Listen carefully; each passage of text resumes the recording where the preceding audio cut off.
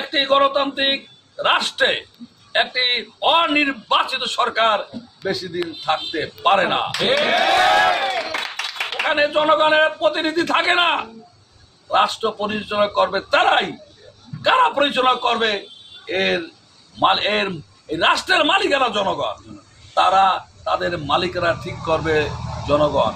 তার কিসের মাধ্যমে? 5 বছর পর একটি ভোটের মাধ্যমে। দীর্ঘ 15.5 বছর আপনারা ভোট দিতে পারেন না।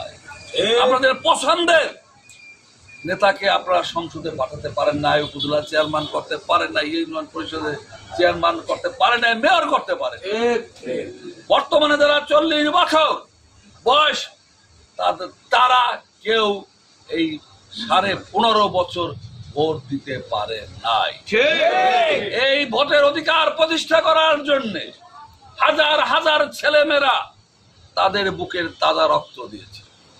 এই ভোটের অধিকার প্রতিষ্ঠা করার জন্য বেগম খালেদা জিয়া নির্দোষ মানুষ, তাকে 2 বছর কারাগারে রেখে মৃত্যুর সাথে পাঞ্জা লড়তে